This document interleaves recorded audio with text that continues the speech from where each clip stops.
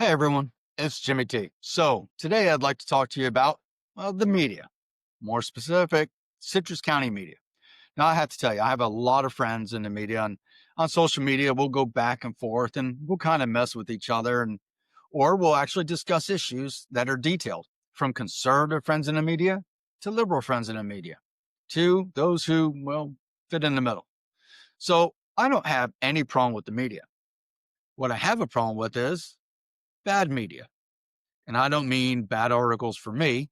I've had more than my fair share, but bad actors in the media. Recently, there was a friend who posted on social media about our local Citrus County Chronicle basically accepting their faults because they're not perfect and they make mistakes.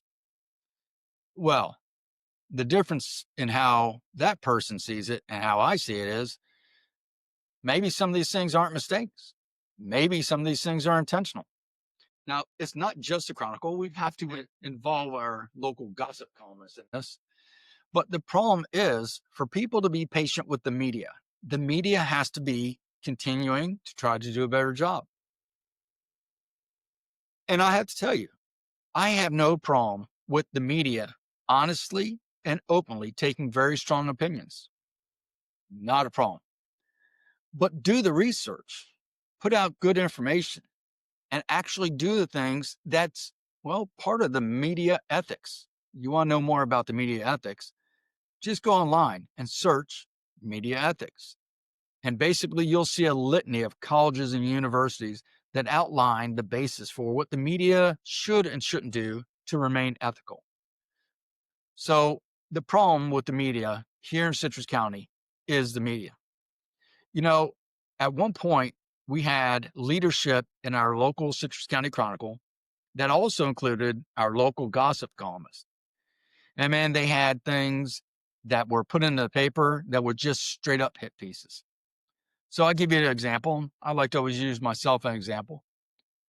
One of the things that they did was put in the story how the majority of the board does not approve of Smith's agenda. Not a lie. But you know what they left out was the agenda, the fact of all the things I was getting accomplished.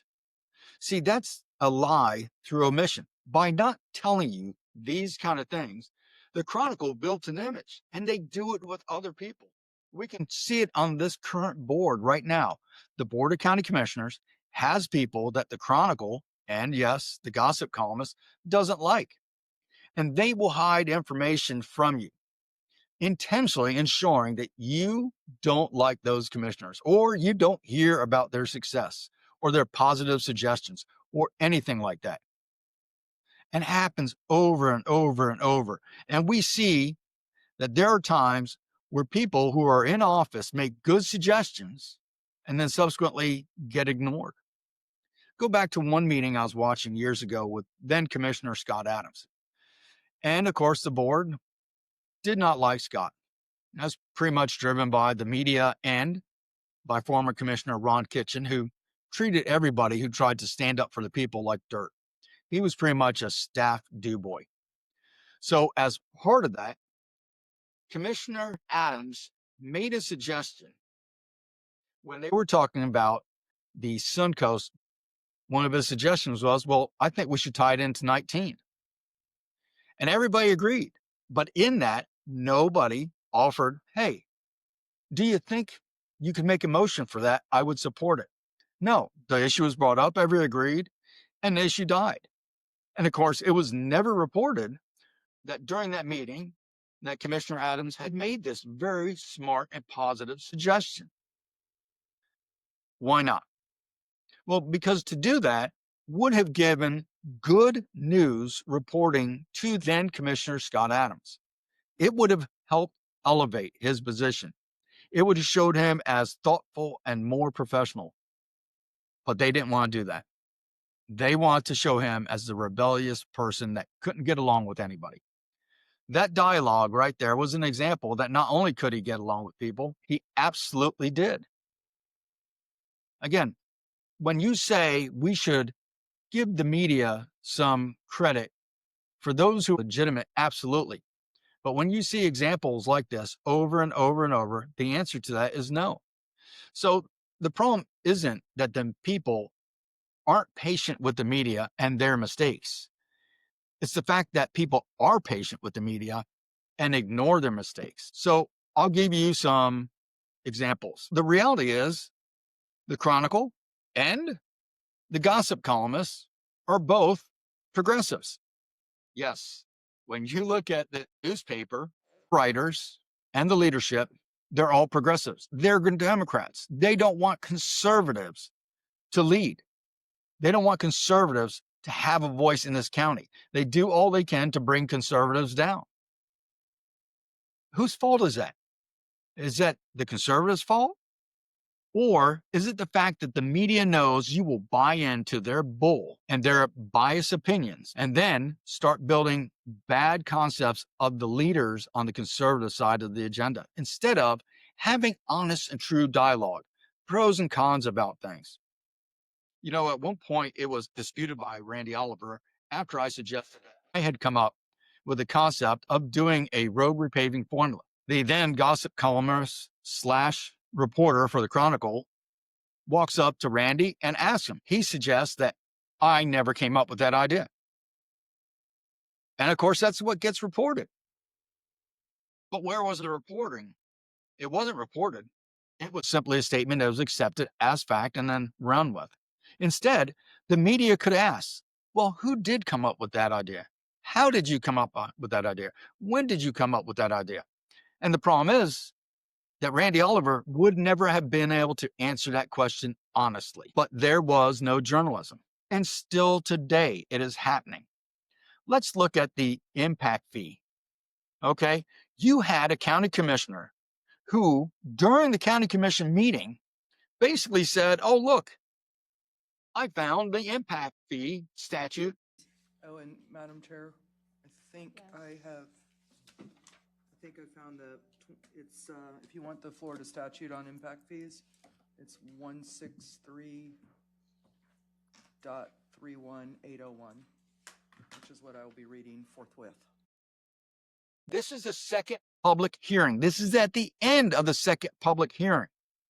That should have been front page news because that commissioner did not do the due diligence as they're working to gather millions of dollars for this county, not knowing the rules or the processes or anything as required by statute. Probably never heard of the term rational nexus.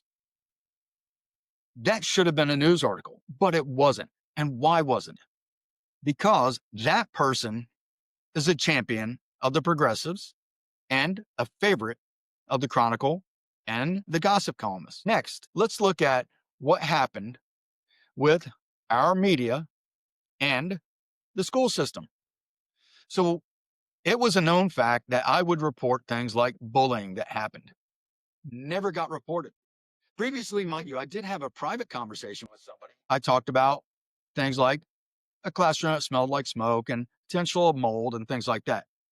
Well, of course, they took the word of that and ran it headline news. But when I mentioned in detail about bullying of teachers, nothing. And when there was suits brought against the school system for bus drivers being beaten by their administration, and people say, well, it's just paddling. Great. What adult chooses to have another adult beat them? And oh, by the way, it was multiple. Where was the Chronicle? Where was the gossip columnist? This could have been national news. So when people say, be patient with the media, what they're saying is ignore their faults and just drink up from the cup of what they serve you. Be careful because it's poison. So can the media get its credibility back? Will they actually go see a story and then do more than get sound bites? Okay, you talk about clickbait. The Chronicle and the gossip columnist was clickbait before clickbait was popular. Will they actually start doing research? Would they have the integrity to report bad news about people they like? Now, I'll tell you, again, you look at the previous administrator and all the things that happened underneath that administration, and basically nobody ever reported on it. Why? because they were friends with that person. I'll go again to a more personal example. Everybody knows my wife ran for school board. One of the questions that was asked by the editorial board, supposedly a nonpartisan effort, right, to find the best candidate, was, what are you going to do about Jimmy being so anti-education? That was an actual question raised that had nothing to do with the fact that I had challenged the authority of the school board administrator in reference to bullying and things like that. And again, elevating those issues was suggested by school board member Thomas Kennedy that I should do it whenever I hear. Except for we know for a fact when you do elevate it, he doesn't do anything. But neither did the superintendent. Okay. And again, this was a previous superintendent, and why I'm so happy the new superintendent does not play this game. But the media needs to be unbiased, and they're not.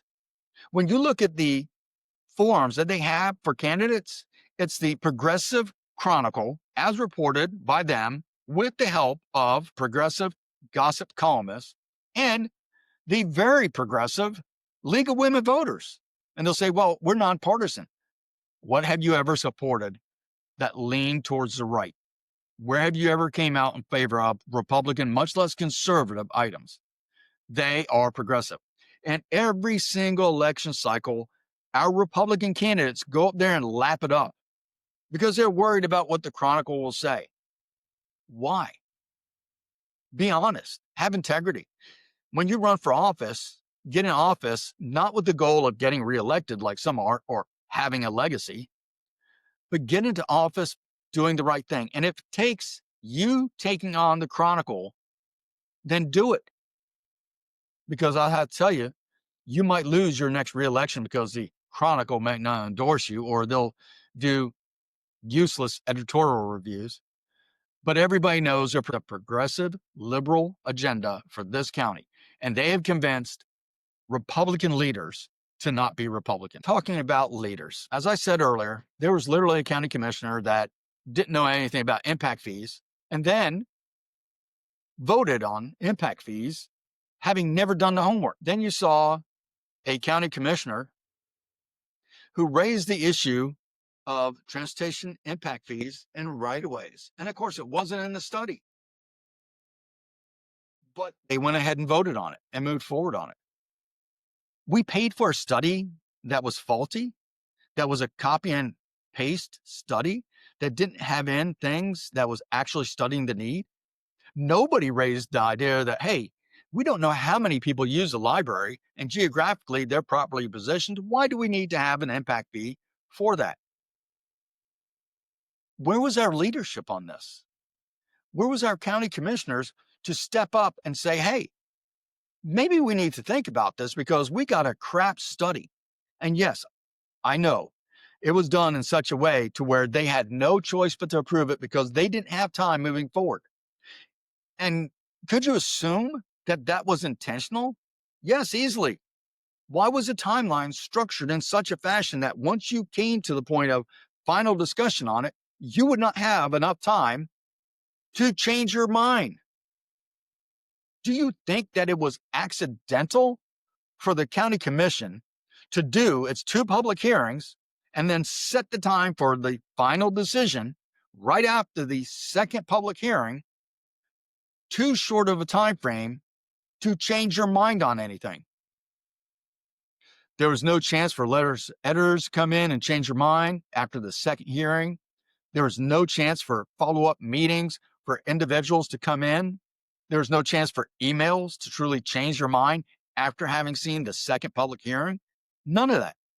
That's the problem that I'm talking about with leaders. We don't need leaders who continue to fall into this broken government trap. For us to open up the concept of impact fees in May, hold 2 useless hearings based off of a flawed study where all they did was not a hearing, but go out there and say, this is why we need it. This is why we need it. And then at the end, they make a decision with the knowledge that is faulty and including things that we don't need impact fees on. This is what I'm harping on. We want good government. And again, if you get elected, and you're worried about saying things because you might not get reelected, then you probably shouldn't be reelected. The goal of elected officials is to fight for the people. And as I just shown, they allowed the bureaucrats to run things. They allowed the bureaucrats to set the calendar in such a fashion to where they would be boxed in. And we have people that have been up there numerous times and many years. And again, I personally like these people. They're not bad intended in what they do, but somehow we keep doing bad government. Now, one of the things that I want to talk about with bad government is, and I described that in a previous video, it affects the individual. One of the things I'd like to do is give an example from a friend who, well, I don't know if she thinks of me as a friend, but I respect her. Brought up the fact that because of the two county commissioners writing these nice articles about getting along, that was showing leadership. Did I not just demonstrate the lack of leadership? Both of those individuals who wrote those articles, the Chronicle, both showed a lack of leadership on the commission during that same meeting. I want people who will fight for the people. That's why I vote for people. And sadly, I've been disappointed. So what do I want when I see somebody talking about this? Somebody who is a citizen who comes out and claims how this is leadership, when challenged, could not give examples of their leadership. Couldn't give an example of the things that they accomplished. Now, I'm sure if you look back, you'll see the things that they brought forward that the bureaucrats gave them. Then why even have commissioners? How many times have they brought things forward that they found in the community?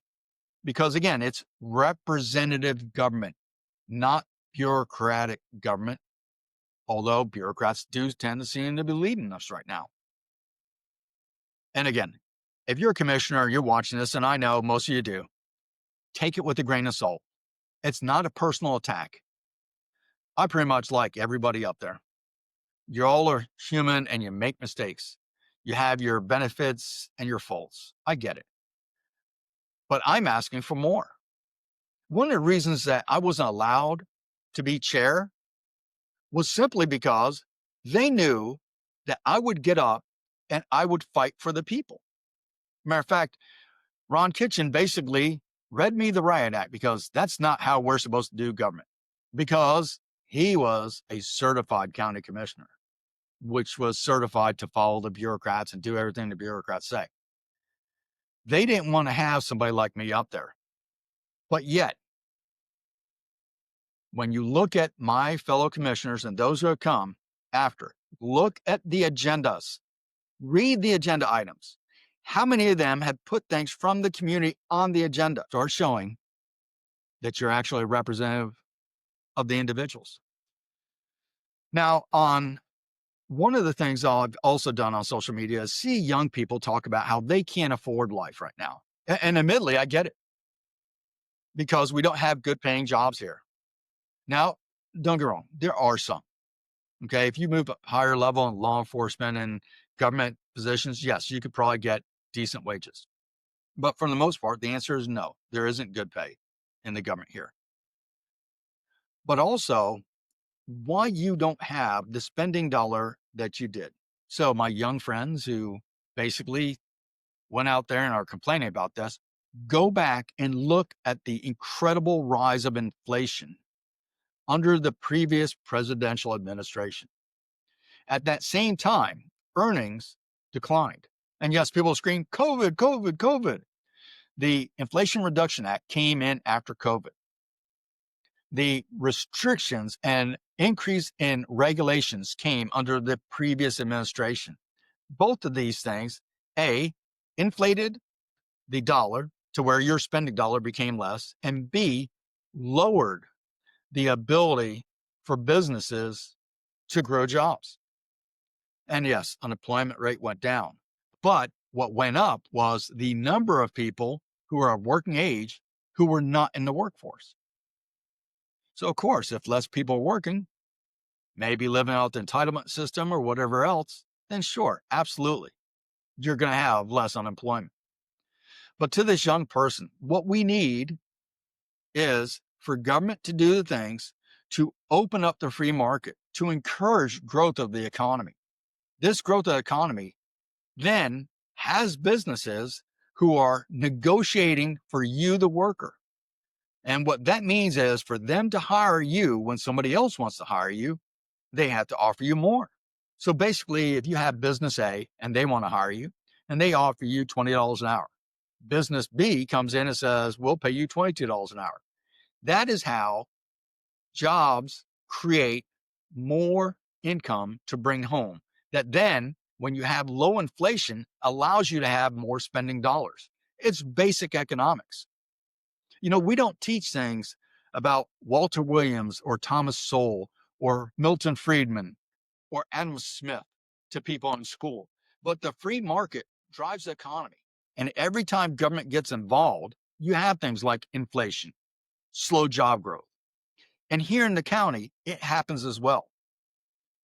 Bruce Register came in 2017, and sometime between 17 and 18, brought forward a presentation about growing jobs in this county. And my peers looked at him and said, no, focus on tourism. Right now, the tourism industry is starting to soften. That's right. Less and less people are going out on tours and doing tourism things. We know that manufacturing isn't softening. Matter of fact, we know for a fact that manufacturing is actually increasing in the United States. And while there are some downturns because of things like tariffs, and mind you, I'm not a fan of tariffs, in the long term, more businesses are talking about reshoring their businesses here. And this is why, again, I talk about the opportunities off of the Suncoast. But that's how we grow your ability to all the young people watching us. You need to start addressing the elected officials to work on these issues because the ability to bring in jobs into this county is there. Now, I'm going to give a tip to the hat. So on Tuesday morning at 9 a.m. or somewhere thereabouts, they are going to have a good, honest conversation on a multitude of items. It's all about bringing jobs here. It's about time. It is. But please involve some young people on this because the jobs that they need tomorrow are not the ones that you see today. Talk to the young people. How do they find jobs? What kind of jobs are they educated coming out of schools here? And then you have the issues of the chicken and egg. Once we do change these policies, and I hope they do, I will be watching. Do we change our education system even more so towards manufacturing? I mean, do we have any classes on AI? Do we have any classes on how to run the actual manufacturing devices? Do we have anything in the way of classes for logistics? Because if you look at Marion County right now, they are booming because they put all their manufacturing and logistics right next to 75. And they bought it in and says, here you go. It's out of the way of the people. It's along traffic corridors so they can get in and out. Smartly done.